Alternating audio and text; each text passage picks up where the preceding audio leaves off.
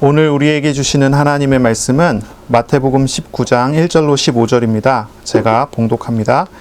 예수께서 이 말씀을 마치시고 갈릴리를 떠나 요단강 건너 유대 지경에 이르시니 큰 무리가 따르거늘 예수께서 거기서 그들의 병을 고치시더라. 바리새인들이 예수께 나와 그를 시험하여 이르되 사람이 어떤 이유가 있으면 그 아내를 버리는 것이 옳으니이까? 예수께서 대답하여 이르시되 사람을 지으신 이가 본래 그들을 남자와 여자로 지으시고 말씀하시기를 그러므로 사람이 그 부모를 떠나서 아내에게 합하여 그 둘이 한 몸이 될지니라 하신 것을 읽지 못하였느냐? 그런즉 이제 둘이 아니요 한 몸이니 그러므로 하나님이 짝지어 주신 것을 사람이 나누지 못할지니라 하시니 여짜오되 그러면 어찌하여 모세는 이혼 증서를 주어서 버리라 명하였나이까? 예수께서 이르시되 모세가 너희 마음의 완악함 때문에 아내 버림을 허락하였거니와 본래는 그렇지 아니하니라. 내가 너희에게 말하노니 누구든지 음행한 이유 외에 아내를 버리고 다른 데 장가드는 자는 간음함이니라. 제자들이 이르되 만일 사람이 아내에게 이같이 할진대 장가들지 않는 것이 좋겠나이다. 예수께서 이르시되 사람마다 이 말을 받지 못하고 오직 타고난 자라야 할지니라. 어머니의 태로부터 된 고자도 있고 사람이 만든 고자도 있고 천국을 위하여 스스로 된 고자도 있도다. 이 말을 받을 만한 자는 받을지어다. 그때 사람들이 예수께서 안수하여 기도해 주심을 바라고 어린 아이들을 데리고 오매 제자들이 꾸짖거늘 예수께서 이르시되 어린 아이들을 용납하고 내게 오는 것을 금하지 말라. 천국이 이런 사람의 것이니라 하시고 그들에게 안수하시고 거기를 떠나시니라. 아멘. 오늘 말씀은 마태복음 19장 1절로 15절입니다. 천국 백성의 삶, 가정이라는 제목으로 우리가 함께 말씀을 나누겠습니다. 오늘 19장 1절에 보면 예수님께서 이제 네 번째 강화 말씀이죠. 천국 백성의 삶이 이래야 된다라고 하는 어떤 그런 말씀을 다 마치신 다음에 갈릴리를 떠나서 유대 지경에 이르셨다라고 합니다. 예수님께서 유대 지경에 이제 들어가셨어요. 이때가 아마 요한복음 7장에 보면은 갈릴리를 떠나서 유대 지역으로 들어가는 시기가 초막절 때라고 해요. 그러니까 이제 지금 우리가 쓰는 달력으로 본다면 한 9월 중순쯤에 예수님께서 갈릴리를 떠나 유대 지경으로 들어가시는 때가 이제 9월 중순쯤이 되는 거예요. 그리고 난 다음에 예수님께서 나중에 이제 유대 지역으로 들어가서 유대 지역에서 사역을 하시고 예루살렘까지 들어가셔서 거기서 이제 십자가에 달리시거든요. 이제 십자가에 달리시는 때는 6월절쯤입니다. 6월절쯤은 지금 우리가 달력으로 생각하면 부활절 부근이라고 생각하면 될 것 같아요. 부활절 일주일 전. 그때가 이제 6월절쯤이거든요.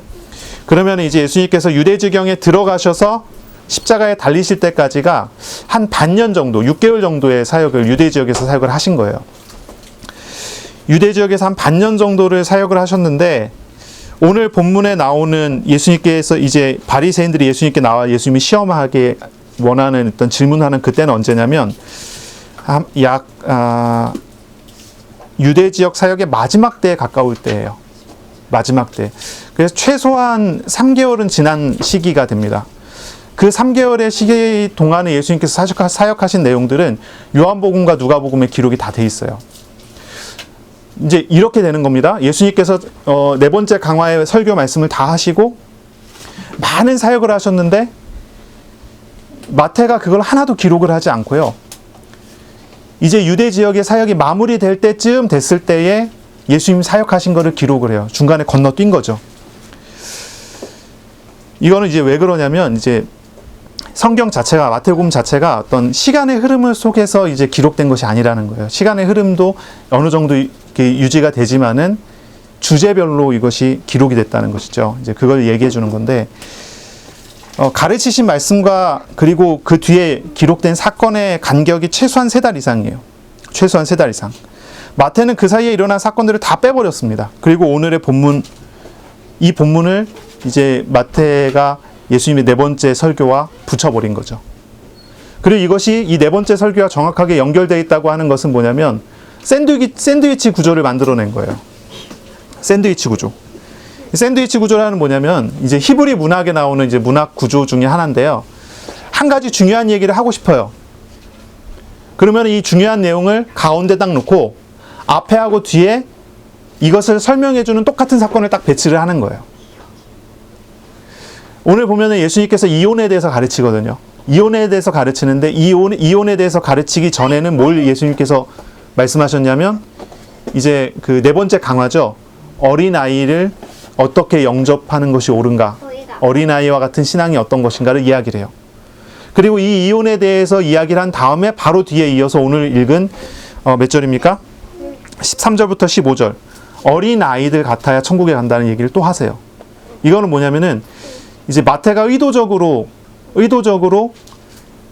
중간에 일어났었던 초막절 이후에 이 설교에 이 말씀 나온 그 사이 한 3달 정도 이상 되는 사건들을 의도적으로 다 빼버리고 이것을 연결시켰다는 걸 말하는 거죠. 왜냐하면 이것이 굉장히 중요하기 때문에 이걸 설명하고자 하는 거예요. 천국 백성이 어떻게 살아야 합니까? 우리가 이거를 지난주 우리가 나눴잖아요. 어떻게 살아야 됩니까? 어린아이처럼 살아야 됩니다. 하나님의 말씀에 순종하는 거예요. 자기의 생각이 자기의 마음이 아니라 주님의 말씀에 어린아이처럼 순종하는 것으로 나아가야 합니다. 이것이 천국 백성이 살아가는 방법이죠. 그리고 또한 어린아이라 할지라도 예수님의 이름으로 영접하는 것입니다. 예수님의 이름으로 하찮아 보이는 사람이라도 섬길 수 있어야 합니다. 이것이 천국 백성의 삶입니다. 그리고 용서할 수 있어야 됩니다. 이것이 천국 백성의 삶입니다. 이것을 다 말씀하시고 어린아이와 같아야 된다는 얘기를 다 하시고 그리고 이것을 가지고 더 중요한 걸 설명하시는데 그게 뭐냐면 이제 가정에 대한 이야기예요. 가정, 이혼에 대한 설명입니다. 하나님의 나라의 백성이 살아가는 터전이 어디에 있겠습니까? 하나님의 나라의 백성이 어느 터전에서 살아가야 되죠? 가장 근본되는 곳이에요. 이것이 가정이라는 것입니다. 이것이 오늘 이야기해야 되고 나눠야 되는 그런 내용입니다. 샌드위치 구조라고 하는 것은요, 그 사이에 껴있는 것이 굉장히 중요하다는 거예요. 이 사이에 껴있는 것을 설명하기 위해서 앞뒤에 다른 걸 붙여놨다는 거거든요. 천국은 어린아이와 같아야 된다. 천국에 들어가는 사람은 어린아이와 같은 믿음이어야 되고요. 어린아이 같은 순종하는 믿음이어야 돼요. 그리고서 이야기한 것이 가정이에요. 이혼입니다. 마태가 이야기하는 것은요, 인격적이신 하나님의 말씀과 인격적이신 하나님의 명령에 순종하는 믿음, 그걸 이야기하고자 하는 겁니다. 그리고 이것을 이야기하고자 해서 이 명령에 대비되는 바리새인들의 이혼에 대한 율법주의를 비교하시고요. 율법 해석의 문제도 여기에서 이제 다루게 되는 겁니다. 또한 마태는요, 가정이 하나님의 말씀에 순종하는 어린아이와 같은 믿음을 가져야 되는 현장이라는 것을 강조하는 거죠. 이혼 문제에 대해서 이 바리새인과 예수님의 해석에 대해 우리가 좀 이야기를 나눌게요. 바리새인들은 예수님께 나와서 질문했습니다. 3절입니다. 같이 볼까요? 바리새인들이 예수께 나와 그를 시험하여 이르되 사람이 어떤 이유가 있으면 그 아내를 버리는 것이 옳으니까? 이렇게 질문을 해요. 이 바리새인의 질문인데 이 질문은요, 예수님을 공격하기 위한 명분을 갖기 위한 거예요. 예수님 공격하려는 명분이에요. 왜냐하면 불과 딱 1년 정도밖에 안 됐어요. AD 한 29년 정도? 이제 1년 정도 전에, 이제 오늘 이 본문의 말씀 AD 30년 정도를 이렇게 보는데요. 1년 정도 전에 세례 요한이 죽었거든요. 사형당해 죽었거든요. 목이 베어 죽었잖아요. 그 목이 베어 죽은 원인이 뭐냐면 분봉왕 헤롯이라는 사람이 자기의 이복 동생의 아내를 빼앗아서 자기 아내로 만들어 버렸어요. 그래 이혼시키고 결혼을 한 거죠. 그걸 가지고 세례 요한이 그것은 하나님 앞에서 죄를 범한 거다라고 하면 지적을 하게 되니까 세례 요한을 잡아다가 감옥에 가뒀다가 사람들의 시선이 두려워서 사형시키지 못하고 있었거든요. 그러다가 이제 헤로디아의 딸의 요청으로 인해서 이 세례 요한을 죽게 만들어요. 그러니까 이제 이혼 문제를 여기서 가지고 나왔다는 것은 예수님을 공격하기 위한 정치적인 목적을 딱 가지고 있는 거예요. 이 분봉왕 헤롯이라는 사람이 갈릴리와 이 유대 지역까지 같이 이제 다스리는 그 왕이기 때문에 이제 그런 목적을 가지고 이제 질문한 거죠. 헤로디아와 헤롯 왕의 부적절한 재혼 문제를 가지고 죄를 지적한 이제 그것을 염두에 두고서 이야기를 하는 거예요. 이건 단순히 세례 요한이 그냥 죽었다 안 죽었다 하는 그런 정도의 내용이 아니에요. 이것은 유대인 사이에서도 굉장히 논란이 되었던 문제예요. 세례 요한은 굉장히 존경받던 선지자였고, 헤롯 왕은 그가 이제 그 에돔 족속이었거든요. 그 이두메 족속이라고 이렇게 부르는데, 그 신분부터 시작해서 그의 정치하는 모든 부적절한 어떤 행동으로 인해서 유대 왕으로서의 정통성의 문제를 항상 이제 지적을 받았고, 율법에 의해서는 계속 정죄받을 수밖에 없는 그런 행동들을 했던 사람이란 말이죠. 그러니까 이제 이게 이제 계속 논란이 되고 계속 문제가 되는 거예요. 이 헤롯 안디바, 이 헤롯 왕 자체가 나중에 예수님께서 십자가에 달려 죽으실 때 예수님을 직접 신문했다가 본디오 빌라도에게 넘겨준 인물이기도 합니다. 그렇기 때문에 이런 질문을 통해서 예수님을 공격하려고 한 거예요. 바리새인들이 이혼에 대해서 이제 질문을 하면서 공격하려고 한 거예요. 만약에 예수님께서 이혼이 가능하다라고 이야기하면 예수님을 따르는 사람 중에 상당수가 세례 요한의 제자들이었는데 세례 요한과 같지 않다라고 해서 예수님 공격하려고 했던 거고, 또 반대로 이혼 문제가 잘못된 것이다라고 해서 정죄를 할 것 같으면 헤롯 왕에게 고발하려고 했겠죠. 이런 이제 목적을 가지고 예수님께 질문을 한 거예요. 이제 역사를 보면은 이혼 문제에 대해서 접근하는 방식이 두 가지 정도가 됩니다. 이제 일명 이제 대율법 학자라고 하면은 샴마이라고 하는 사람과 힐렐이라고 하는 사람이 있는데, 이 두 사람이 이혼에 대한 율법적인 접근이 달랐어요. 샴마이라고 하는 사람은 엄격했어요. 간음하는 죄를 범하지 않고서는 간음과 비슷한 성적인 죄를 범하지 않으면 이혼은 안 된다라고 이야기한 사람이 샴마이, 그리고 샴마이의 제자들이니까 샴마이 학파라고 부릅니다. 그리고 힐렐이라는 사람은 아주 뭐라 그럴까요? 열어놨던 사람이에요. 다 가능한 거예요. 마음에 들지 않으면요, 그걸 가지고 이혼이 다 가능했다는 거예요. 이거는 뭐냐면 이제 성경의 신명기 24장 1절부터 4절에 보면 모세가 이런 말을 하거든요. 수치되는 일로 인하여 이혼하게 될 경우 이혼이 가능한데, 이혼을 허락해 주는데 수치되는 일이라고 하는 그 단서를 딱 달고 이 수치되는 일로 인해서 이혼할 때 이혼 증서를 써줘라. 이 모세가 그렇게 말을 하거든요. 이제 하나님께로부터 허락을 받아서 이제 그런 말을 했겠죠. 이제 이렇게 말을 했는데, 이걸 가지고 이제 수치되는 일이 뭐냐라고 하는 것에 대한 해석이에요. 샴마이는 수치되는 일은 간음이다라고 했고, 힐렐은 뭐냐면 수치되는 일이라고 하는 것은 뭐든지 다 가능한 거예요. 예를 들어 아내 되는 사람이 도둑질을 했다. 그럼 수치되는 일이잖아요. 아내 되는 사람이 거짓말을 했다. 수치되는 일이잖아요. 뭐든지 다 갖다 붙여갖고 다 가능하다는 거예요. 왜냐하면 이 수치되는 일이라고 하는 그 말 자체가, 그 단어 자체가 가지고 있는 해석이 여러 가지가 나올 수 있기 때문에, 그러니까 두 가지를 가지고 이 두 학파가 늘 논쟁 속에 있었던 거예요. 세례 요한은 샴마이의 해석에 가까웠던 거죠. 그러니까 헤로디아의 이제 이혼과 결혼에 대해서 그건 간음이다라고 하면서 이제 정죄를 했던 거고요. 이제 이런 일이에요. 이런 상황이에요. 그러니 이제 예수님께 이거에 대한 질문을 했단 말이죠. 바리새인들이, 율법학자들, 바리새인들이 질문했단 말이에요. 예수님이 어떤 대답을 합니까? 바리새인들은 딱 두 학파로 나눠 있는 거예요. 유대인들은 다 둘로 나눠져 있는 거예요. 이혼에 대한 문제에 대해서 샴마이가 맞다, 힐렐이 맞다. 예수님께 와서 질문했어요. 예수님, 뭐가 맞습니까? 이혼하게 되는 게 뭐가 맞습니까? 무엇이 옳을까요? 여러분 한번 생각해 보세요. 이혼하게 돼요. 두 사람이 이혼하게 됐어요. 이혼의 이유가 뭡니까? 무슨 이유 때문에 이혼합니까? 이혼이 가능한 건 뭡니까? 어떤 경우에 하나님께서 이혼을 하라고 하십니까? 간음입니까? 아니면은 그냥 단순한 작은 실수라도, 작은 일이라도 하나님께서 이혼하라고 하는 겁니까? 예수님께 이걸 질문한 거예요. 무엇이 옳습니까? 라고 질문한 거예요. 예수님께서는 이런 질문을 들으시고 어떤 학파의 손을 들어주셨을까요? 오늘날 우리가 이런 말씀을 듣는다면 어떻게 우리가 해석을 해야 될까요? 예수님 이렇게 대답하셨습니다. 9절에 내가 너희에게 말하노니 누구든지 음행한 이유 외에는 아내를 버리고 다른 데 장가드는 자는 간음한 민이라. 이건 샴마이의 손을 들어준 걸까요? 주석책을 찾아보니까 이게 샴마이의 손을 들어줬다라고 해석을 하는 주석가들도 일부 있더라고요.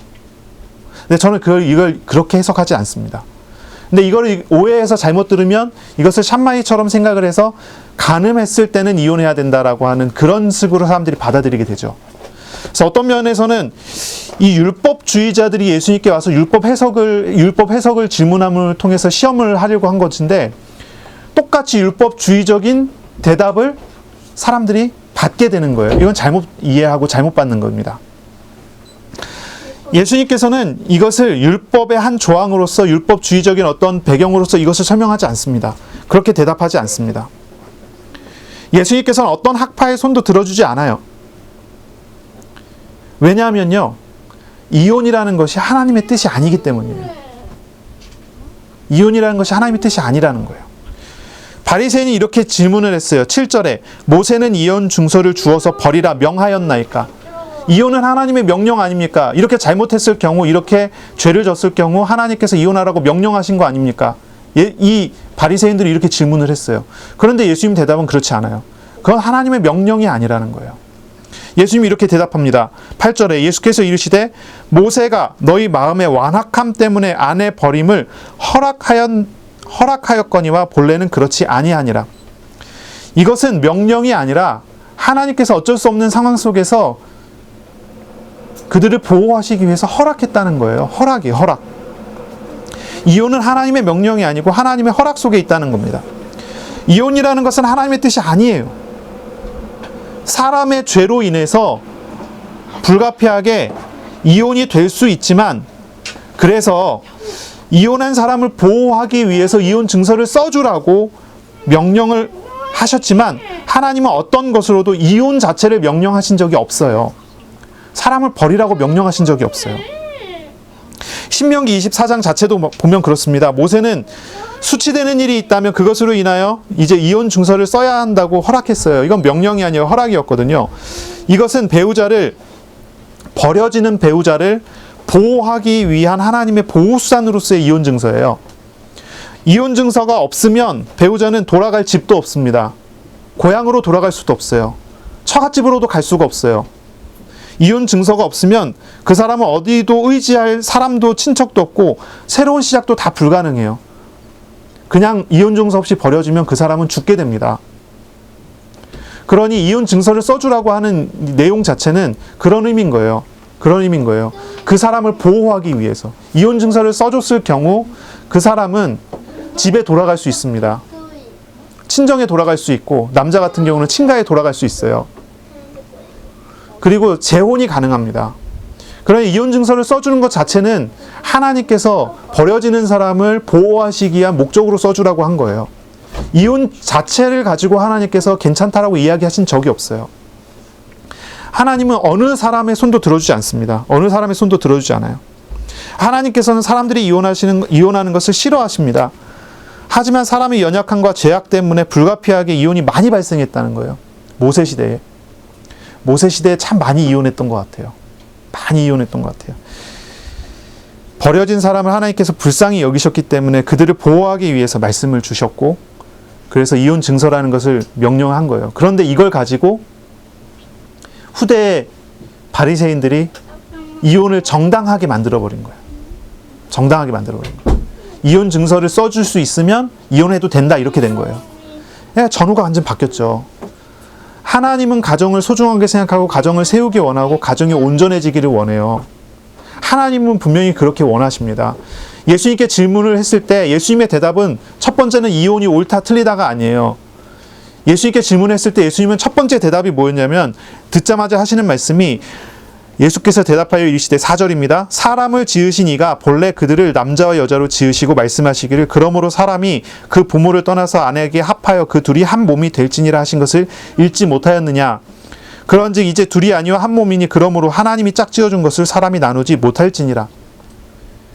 이것이 하나님의 입장이에요. 이것이 하나님이 가르치신 거예요. 결혼을 한 것은 한 몸이 된 거예요. 이혼은 그 몸을 찢어버리는 겁니다. 죽게 된단 말이죠. 그런데 하나님께서 찢어져 갖고 죽게 된 사람을 내버려 둘 수 없어서 그들을 불쌍히 여기셔서 버려진 사람을 위하여 이혼 증서를 써주게 한 거예요.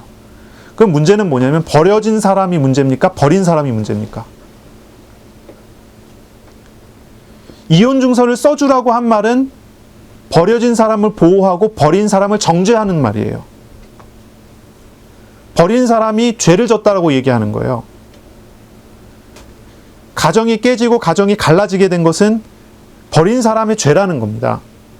그래서 예수님 말씀하시기를 음행한 영고 외에 아내를 버리고 다른 데 장가드는 자는 간음함이니라. 음행한 영고 이외, 음행했다는 얘기는 간음했다는 얘기인데 간음한 것이라고 한다면 그 사람이 버려진 상태이기 때문에 그 사람이 버린 것이다라고 하는 거고, 음행한 영고 외라는 것은 이 사람이 간음한 거예요. 그러니까 이혼 자체는 누군가의 간음으로 인하여 무너질 수 있는 그것을 이제 될 수 있지만 이혼 자체가 정당할 수 없다는 것을 이야기를 하는 거죠. 그렇기 때문에 이 질문한 바리새인은 그들의 원하는 바를 전혀 듣지 못했어요. 헤롯과 헤로디아의 어떤 그런 문제에 대해서 그들의 이혼, 그들의 재혼이 정당하냐 정당하지 않냐 이런 질문을 한 것인데, 예수님께서는 전혀 다른 대답을 하신 거예요. 이혼이 정당합니까 정당하지 않습니까 질문했는데 예수님께서는 하나님은 이혼을 명령하지 않았다, 이렇게 얘기하시는 거예요. 전혀 다른 대답을 하시는 거죠. 바리새인들은 이혼에 대한 기준에 대해서 답을 주십시오 얘기했는데, 예수님은 하나님의 위로하는 마음이 이혼이었지 이혼을 하나님께서 명령하시고 그것을 기준을 두신 적이 없다라고 얘기를 하는 거예요.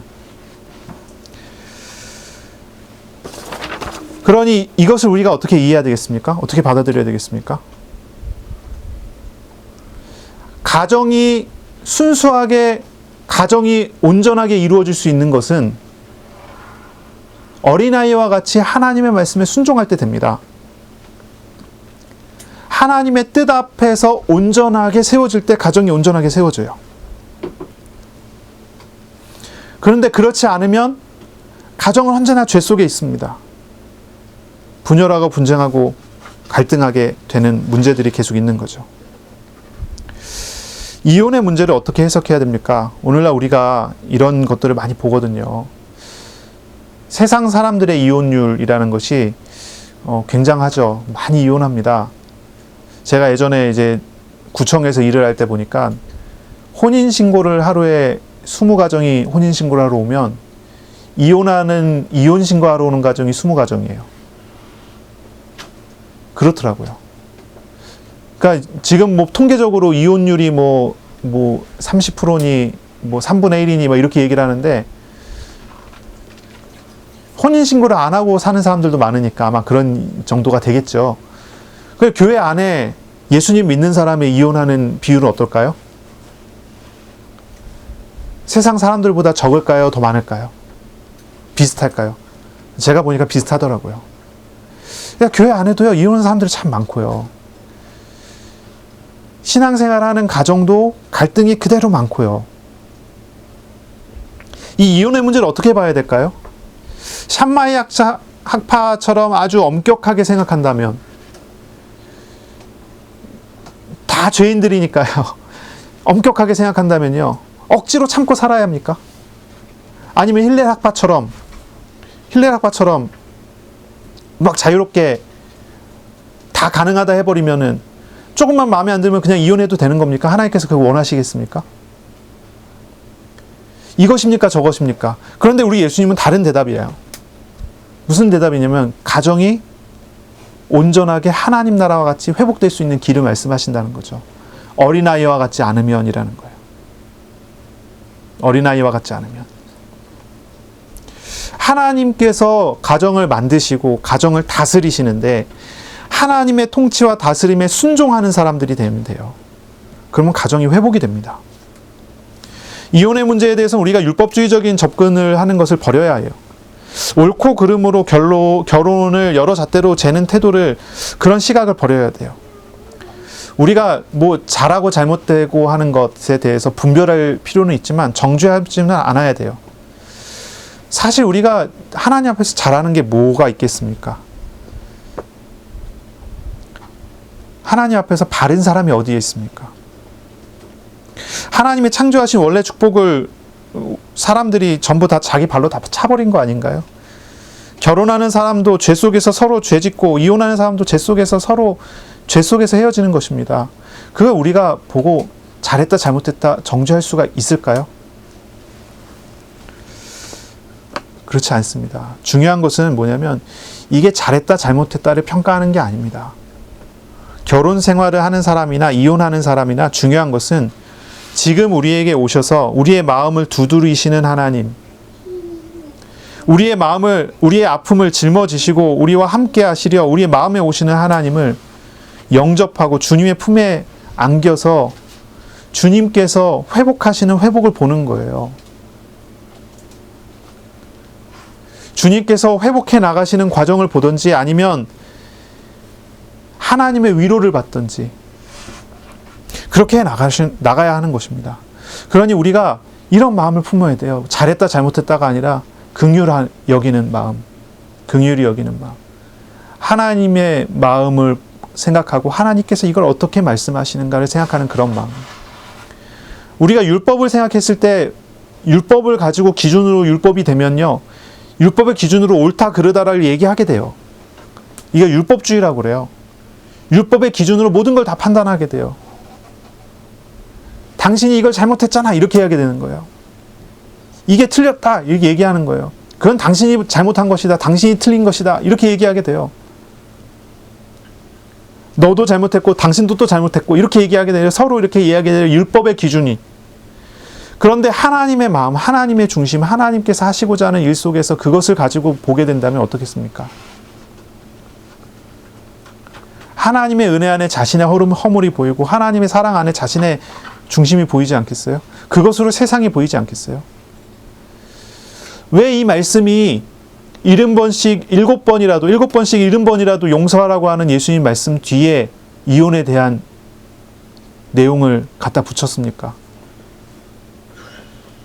마태가요. 이것이 뭐냐면 우리의 삶의 중심이 가정이라는 거고 가정이 회복되지 않으면 하나님 나라 누리기 어렵기 때문이에요.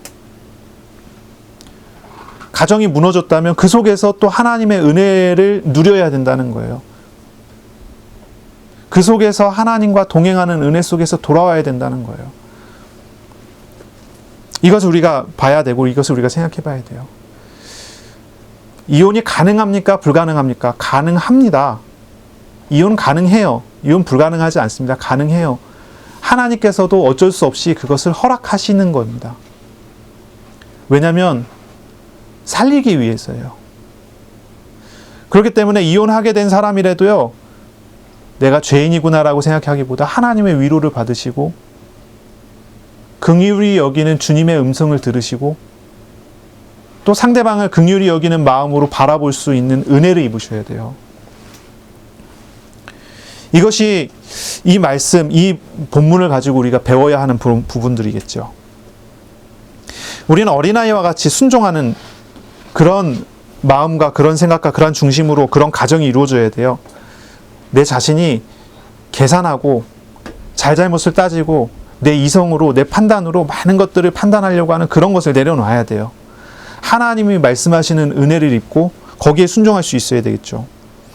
어린아이와 같이 순종하는 믿음이란 무엇입니까? 천국에 들어가는 것은 어린아이와 같다고 말을 했어요. 이런 믿음은요, 우리 주님의 말씀을 신뢰하고 순종하는 믿음을 이야기해요. 말씀을 신뢰하고 말씀을 순종하는 것입니다. 그래서 가정이 하나님의 말씀 아래 있어야 돼요. 하나님의 말씀을 따라가야 돼요. 가정에 하나님의 말씀이 중심이어야 돼요. 하나님은요, 이스라엘 사람들에게 명령했어요. 뭐라고 명령했냐면 10계명 율법을 주신 다음에 명령하시기를 이 말씀을 집에 문인방과 문 설주에 써라, 붙여라.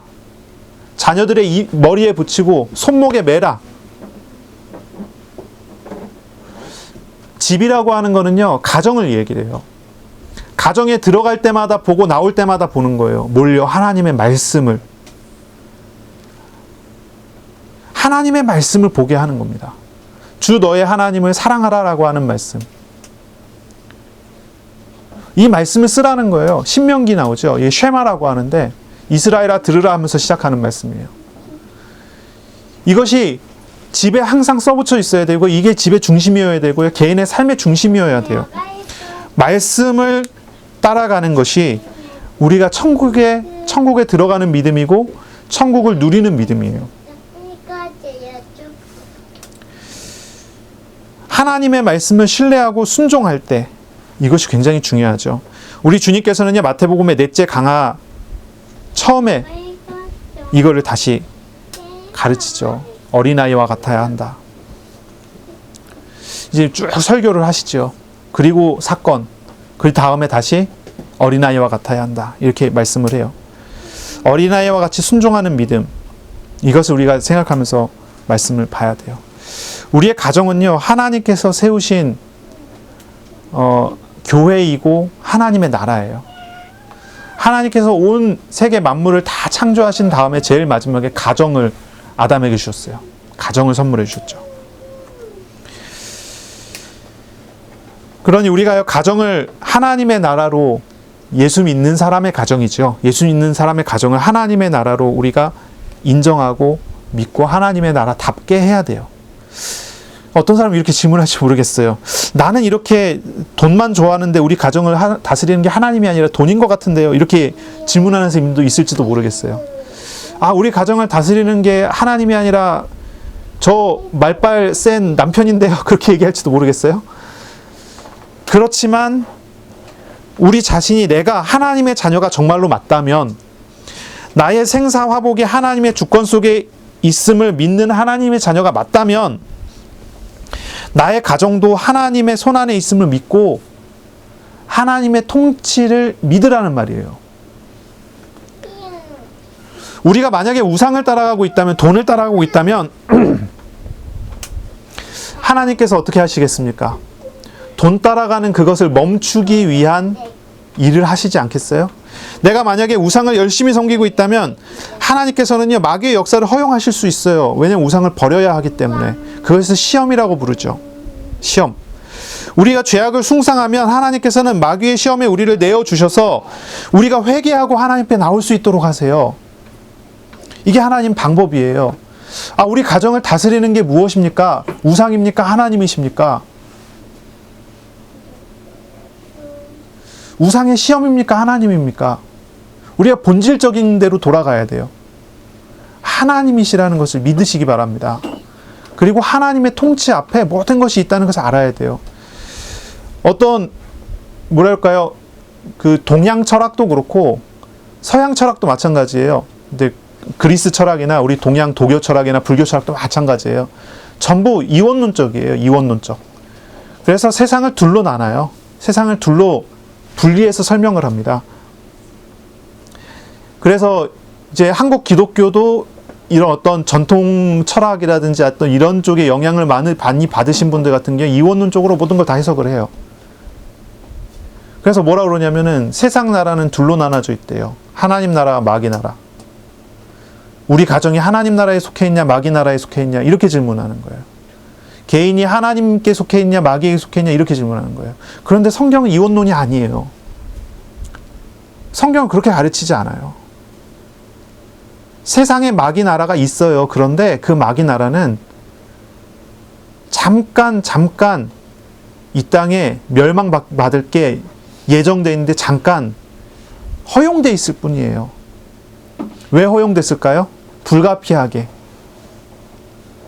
이 마귀가 인간을 장악하고 있기 때문에 하나님께서 인간을 구원하시기까지 잠깐 허용해 놓는 거예요. 당장 마귀들을 다 지옥에 던져버리면 사람들도 다 지옥에 가게 되니까 잠깐 허용해 놓는 거예요. 우리의 삶에, 육신적인 삶에 마귀의 공격이 있을 수 있고 마귀의 역사가 있을 수 있어요. 그런데 이걸 잘 봐야 돼요. 마귀의 공격과 마귀의 역사들, 우리가 하나님의 자녀라면 그것이 하나님과 마귀와의 싸움으로 봐야 될까요? 그게 아니란 말이죠. 하나님은 나를 위해 허용하시고 나를 위해 막으시고 나를 위해 심판하시는 거예요. 그 과정 속에 나는 뭡니까? 마귀에게 속을 수밖에 없는 나의 죄와 죄성에 대한 부분들을 알고 깨닫고 거기에서 회개하고 돌이키는 그것을 하나님께서 원하시는 거죠. 우리의 가정들을 바라볼 때, 우리의 가정이 어떠한 모습과 어떠한 모양을 바라볼 때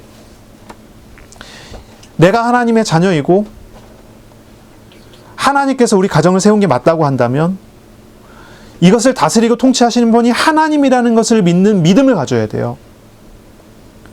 그리고 내가 여기에서 뭔가 잘못되고 있고 잘못하고 있다면 그것을 위해서 하나님께서 나를 돌이키기 위한 시험도 허락하시고 이렇게 일하신다는 거죠.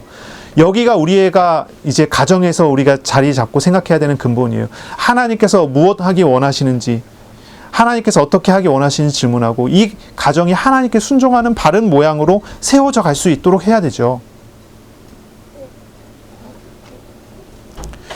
하나님께서 오래 참으시고 기다리시고 우리 가정이 하나님의 나라답게 회복되기를 원하시고 그렇게 도우시기를 원하시는 분이십니다. 그렇기 때문에 어떻게 해야 됩니까? 우리가 정말로 하나님 앞에서 회개해야죠. 우리 가정의 우상이 무엇인지, 우리가 하나님보다 우선되게 생각하는 것이 무엇인지, 그걸 하나님의 말씀 앞에서 분별하여 버리고 하나님을 섬기는 가정으로 세워져 갈 수 있도록 해야죠. 정 어려우시면 하나님의 말씀을 써서 여기저기다 막 붙여놓으세요. 그것부터 시작해요. 이건 주님께서 이스라엘에게 주신 명령 중에 하나였어요. 말씀을 붙이란 말이죠. 그리고 이 가정이 하나님의 통치 속에 있는 가정이라는 것을 믿는 믿음의 어떤 그런 결정과 그런 말들을 하세요. 하나님께서는 부족한 두 사람을 연합하게 하여서 한 몸을 이루게 하시고 그래서 하나님의 나라를 이루게 하셨어요. 가정에 갈등과 문제가 일어납니다. 그런 거 어떻게 해야 될까요? 갈등과 문제가 일어난다면 그 문제의 갈등 가지고 어떻게 해야 됩니까? 하나님의 주권을 믿고 죄와 우상을 내버리고 하나님 앞에 기도해야죠.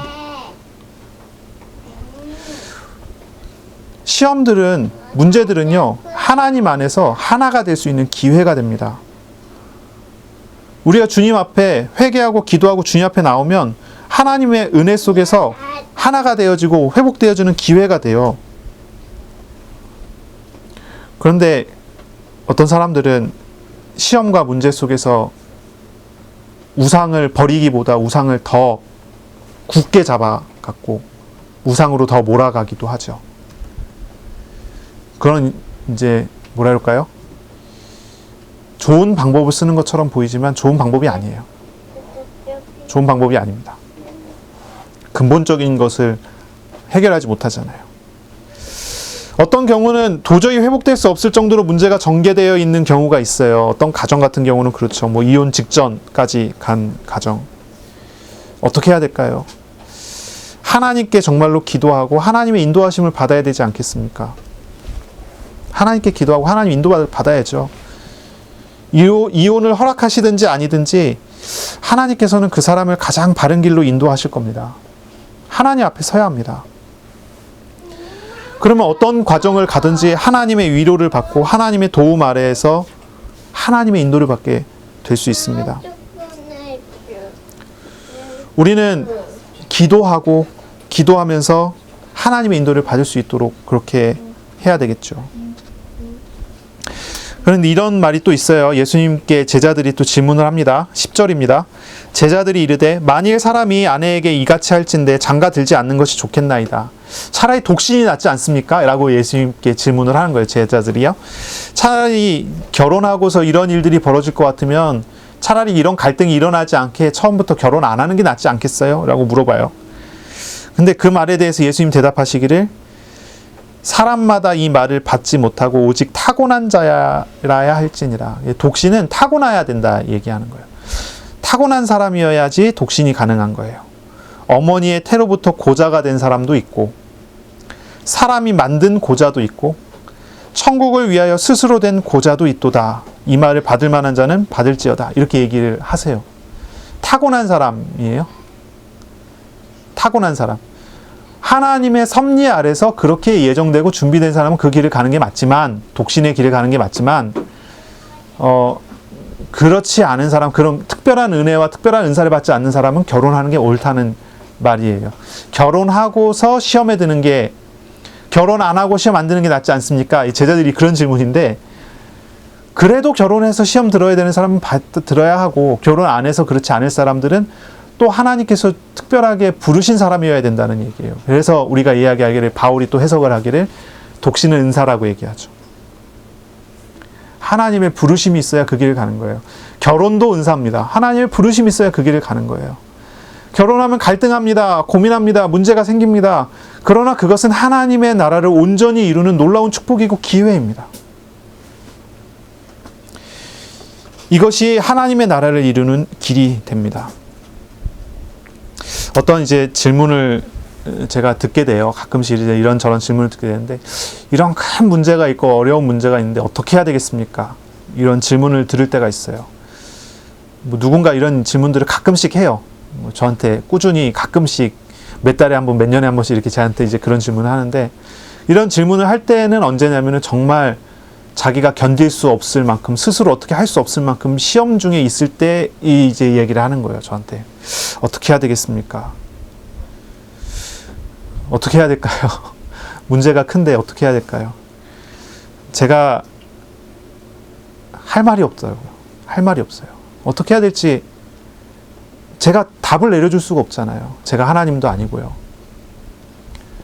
저는 제가 할 수 있는 최선을 이야기합니다. 하나님께 정말로 기도해서 하나님께서 이렇게 하라면 이렇게 하시고 저렇게 하라면 저렇게 하십시오.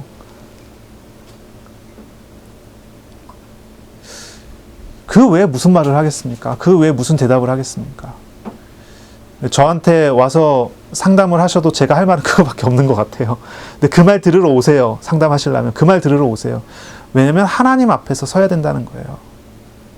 이게 옳으냐 저게 옳으냐, 그 대답을 원해서 바리새인이 예수님께 왔지만 예수님에는 그런 대답을 하지 않습니다. 그런 대답을 하지 않아요.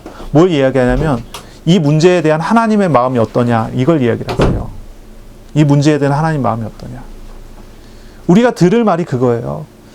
내가 이거 가지고 정말 고민하는데, 그래서 이렇게 해야 될지 저렇게 해야 될지 고민이 되는데, 우리 주님은 우리에게 말씀하시기를 하나님의 마음이 이렇다라고 얘기하시지 이게 맞다 저게 맞다라고 얘기를 안 하신다니까요.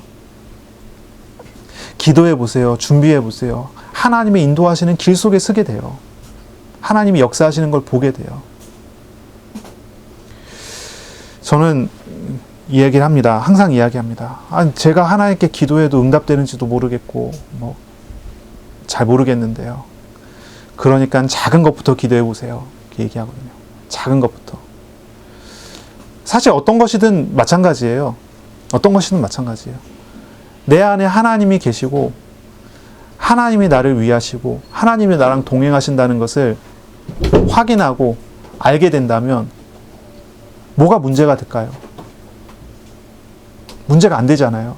아무것도 문제가 안 돼요.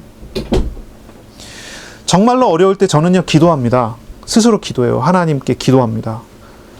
그러면요, 하나님께서 저에게 다른 것보다도 한 가지를 가르쳐 주세요. 내가 너와 함께 한다. 내가 너를 지킨다. 내가 너를 다스린다. 이걸 가르치세요. 그러면요, 제가 정말 어려워서 기도하기 시작했는데 정말 어려운 게 어렵지 않더라고요. 어렵지 않아요. 하나님의 도우심이 있고요. 하나님이 일하시는 게 있어요. 저는요, 새신자를 만나거나 아니면은 믿음이 약한 사람들을 만나면 꼭 제가 이렇게 기도하십시오라고 기도 제목을 직접 가르쳐서 적게 해서 기도하게 해요. 그 내용이 뭐냐면 이런 거예요. 하나님이 정말로 내 마음에 오셨다면, 하나님이 내 마음에 계신 게 맞다면 내가 하나님을 알게 해주세요. 이렇게 기도하게 해요. 조그마한 것이라도 큰 것이든 작은 것이든 하나님께 정말로 기도해서 작은 데서부터 증거를 달라고 기도하라고 그래요. 거기서 시작이에요. 거기서 시작이에요. 하나님이 내 마음에 계신 것이 나에게 확인이 되고 믿어지고 그것이 알게 되어졌다면 그 사람이 신앙생활을 하는 거예요. 그 사람이 기도하는 거예요. 하나님의 손이 나에게 어떻게 역사되는지를 보는 거예요. 작은 것을 가지고 하나님께 기도해서 작은 속에서 하나님과 동행하는 그 비밀을 누리지 못하는 사람이 어떤 큰 문제를 응답받겠다고 해서 그것이 믿음이 없는데 되겠습니까?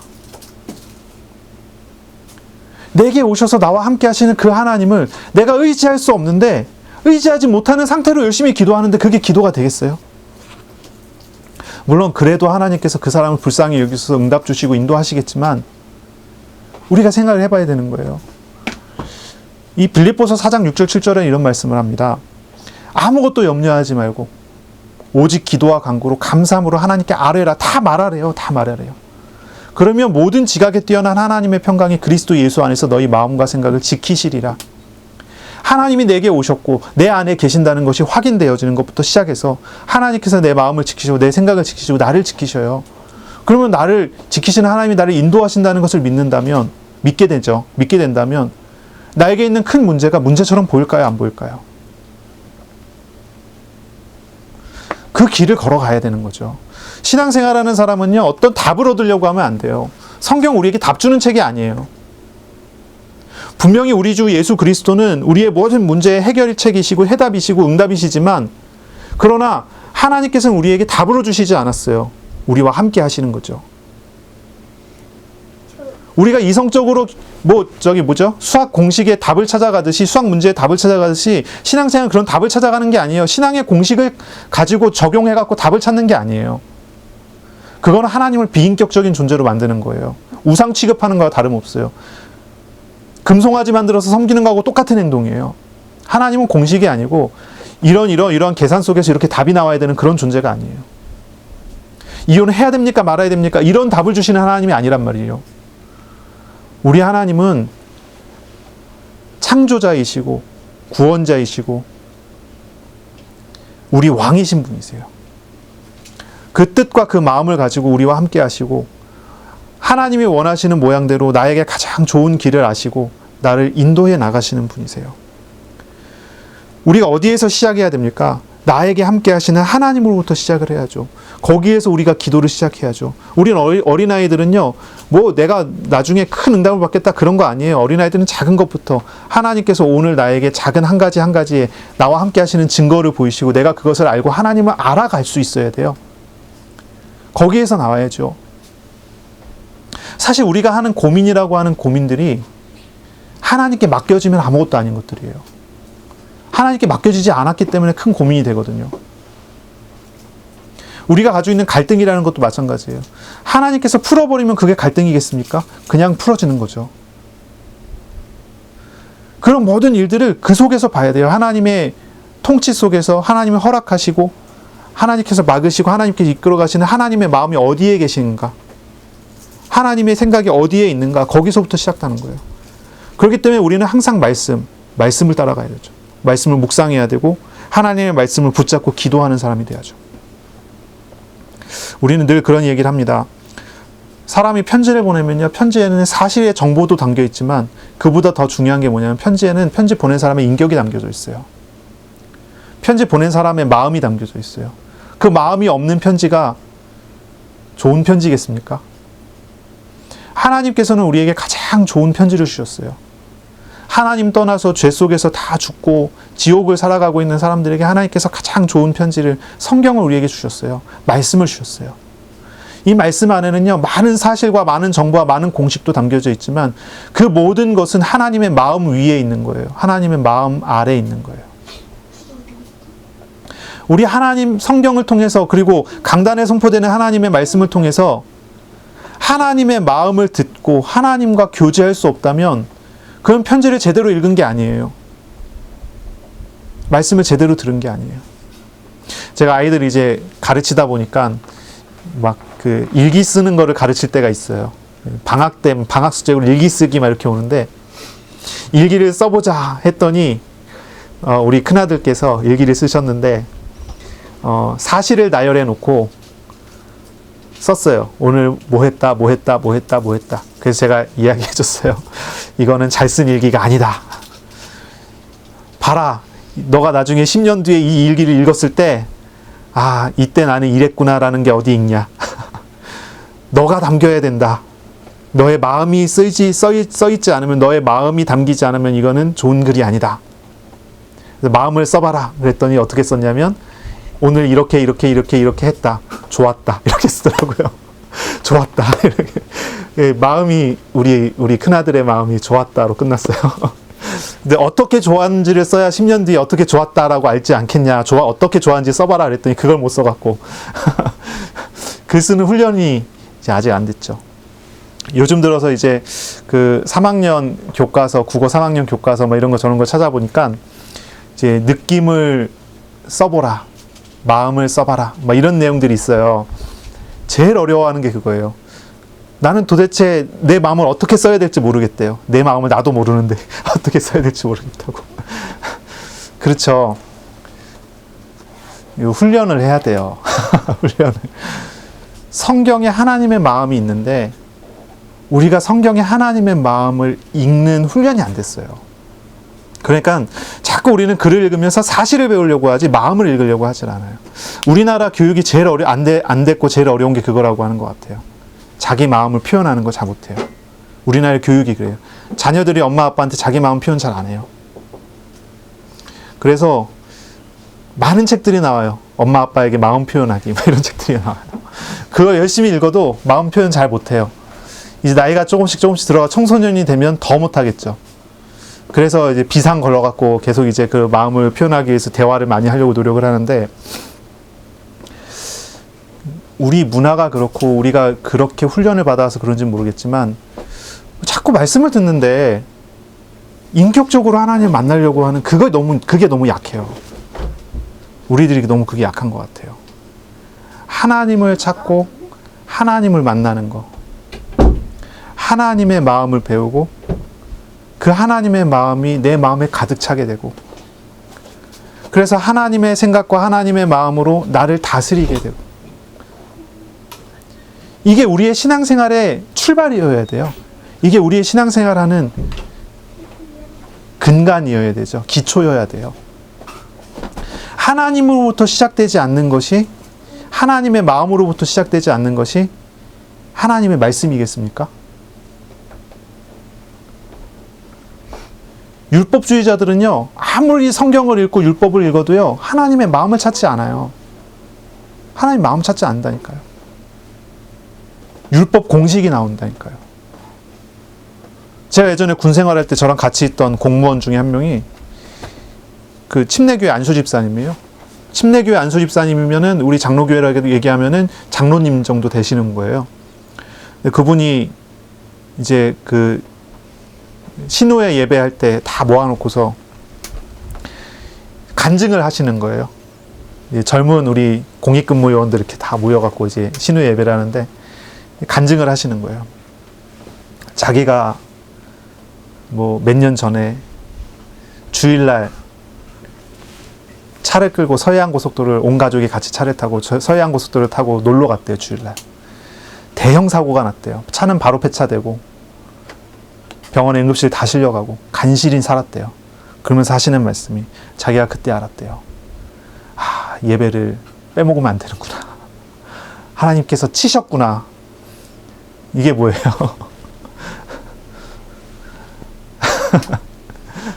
이거 율법주의거든요. 이게 율법주의예요. 잘못했으니 치고 잘하면 칭찬받고, 심지어는요 주석가들, 성경을 읽는 주석가들도요, 성경을 그렇게 주석해 놓은 사람이 있어요. 물론 우리 개혁주의 계열에 있는 주석가들 그렇게 주석을 잘 안 하지만 그런 사람들이 있어요. 신명기의 말씀 있잖아요. 순종하면 복받고 불순종하면 저주받는다. 이걸 가지고 성경을 다 해석을 하는 거예요. 어떻게 하냐, 이런 식이에요. 이스라엘이 이때 이런 문제 때문에 이렇게 어려움을 당했다. 불순종해서 하나님 치셨다. 이렇게 해석을 하는 거예요. 아니, 그렇게 해석을 하면요, 성경에 하나님께 축복받을 사람이 어디 있어요? 아무도 없거든요. 근데 하나님께서 치셨는데 정도가 있어요. 제가 아이들 요즘에 이제 사사기 다 읽고 이제 사무엘 넘어가는데, 사사기 읽는데 삼손이 나와요. 삼손. 여러분 삼손 아시죠? 삼손은요, 나시린이에요. 사사예요. 머리카락 길렀죠. 나시린이니까. 머리 잘랐을 때 힘을 잃었어요. 머리 길렀을 때 다시 힘을 찾았어요. 그래갖고 어린아이들 그런 어떤 동화로도 많이 얘기가 되고 많이 들었어요. 불신자도 삼손은 다 알아요. 근데요, 이 삼손은 나시린이고 하나님께 바쳐진 사람인데, 삼손은 10계명을 지키질 않는 거 있죠. 1계명부터 4계명, 그거에 대한 기록은 없으니까 이제 제쳐두고 5계명부터 10계명을 안 지켜요. 삼손의 기록을 한번 성경 딱 읽어보세요. 어떤 내용들이에요? 부모가 말하는데 듣질 않아요. 자기 하고 싶은 대로 해요. 부모를 공경하지 않죠. 살인하지 말라? 아니요. 삼손은요, 자기 마음에 안 든다고요. 나귀뼈 턱뼈 가지고 갖고 막 다 때려 죽이고 막 그래요. 살인 열심히 하고요. 간음하지 말라? 안 그래요. 삼손은요, 여러 번 나와요. 간음하고 여기저기 막 돌아다니면서요. 도적질하지 말라? 빼앗고 자기 거 만든다니까요. 그런 일들, 그런 행동. 거짓 증거하지 말라. 계속 거짓말하고요. 십계명 하나도 안 지켜요. 이상하게 삼손에 대한 기록을 보는데 요 5가지, 요 6가지 율법 지키지 않는 것을요, 자세하게 기록을 해놨어요. 이런 사건, 저런 사건, 그런 사건. 삼손에 대한 좋은 미담들은 하나도 기록이 되어 있지 않고 나쁜 얘기만 다 기록되어 있어요. 그런데 이상하게도 하나님께서 삼손을 버리지 않고 그와 함께 하시죠. 신명기 율법과 비교했을 때 맞아요, 틀려요? 그래야 돼요, 안 그래야 돼요? 삼손이 다른 거 다 할 때까지 하나님께서는 삼손을 버리지 않고 있다가 삼손이 머리카락 딱 잘리고 난 다음에 하나님께서 하나님의 신이 삼손을 떠나버려요. 왜 그렇습니까? 나실인이라 그런가요? 머리카락이 우상일까요? 우상이라서 그럴까요? 그렇지 않더라고요. 제가 가만히 읽어보니까 하나님과 삼손과 맺은 언약이 있어요. 그 언약의 희미한 끈이 나실인이라는 거예요. 삼손은 다른 건 몰라도 하나님과 나와 맺은 언약을 머리카락 기르는 걸 가지고 그걸 의지하면서 하나님과 나는 언약 관계다라고 생각하고 있었던 것 같아요. 단순히 머리카락이 잘려갖고 힘을 잃은 게 아니고, 머리카락이 잘라져갖고 힘을 잃어버린 게 아니고, 삼손이 머리카락을 자르면은 이렇게 된다라고 이야기하는 그 말 속에, 이제 드릴라한테 그 말 이야기했던 그 말 속에 삼손이 하나님과 연결되어 있는 언약을 끊어버리는 행동이 되어버린 거죠. 그렇지만 하나님께서 삼손을 그냥 버려둡니까? 두 논이 뽑혀서 맨발로 조롱을 당하고 고통 중에 있는 삼손이 하나님께 기도하잖아요. 사사기는요, 순종하면 복받고 불순종하면 저주받는 내용이 아니에요. 사사기는요, 불순종하고 또 불순종하고 계속 불순종하고 계속 불순종했던 얘기예요. 하지만 하나님께서 이스라엘에게 끊임없이 은혜 주시고 또 은혜 주시고 은혜 주시는 내용이에요. 사사기를 읽어보면 읽어볼수록요, 하나님의 마음이 어떤가, 참담하구나, 하나님의 눈물이 무엇인가, 그런 게 읽어져요. 그리고 제일 마지막 사사 누구죠? 제일 마지막 사사 사무엘의 아들도 사사니까 사무엘이 제일 마지막 바로 직전 사사가 되겠네요. 이렇게 흘러가요. 그런데 하나님의 마음에 합한 사람이 되죠. 사무엘이 드디어 나온 거예요. 하나님께서 원하시는 사람이 드디어 나온 거예요. 그리고 이스라엘이, 다윗이 세워지고 이스라엘이 되죠. 율법주의적으로 우리가 하나님 앞에 접근하는 게 옳겠습니까? 그렇지 않아요. 자꾸 이제 마음 얘기하는 겁니다. 마음이에요. 어떻게 어린아이와 같은 믿음을 갖습니까? 그것은 우리에게 찾아오셔서 우리와 함께 하시는 주님의 마음을 알아갈 때 우리가 주님께 순종하게 되고 주님 앞에 서게 되는 거예요. 하나님을 경험하시기를 바랍니다. 말씀을 묵상하면서 하나님과 인격적인 만남을 회복하세요. 하나님과 동행하는 매일매일을 가지세요. 우리 앞에 얼마나 큰 문제가 있고 어떤 어려움이 있어도요, 주님과 동행하는 사람에게 주님께서 일하시는 것을 보는 기회가 될 뿐이지 그것이 우리를 무너뜨리지 않습니다. 그런데 우리가 어떤 자기 확신이, 대단한 자기 확신이 있고 자기 능력이 있고 대단한 힘이 있어도 하나님과 동행하는 개인의 매일매일의 삶이 나오지 않으면요, 위태위태한 겁니다.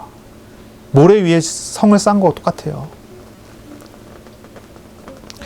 성령 충만을 달라고 기도하세요. 하나님의 마음과 하나님의 뜻을 배우도록 기도하세요. 성령 충만 그러면 어떤 사람은 가슴이 뜨거워지는 걸 성령 충만이라고 생각하고 막 그러는데요. 성령 충만은 그런 거 아니에요. 성령 충만이 뭡니까? 성령 충만하면은 막 몸이 덜덜 떨리는 겁니까?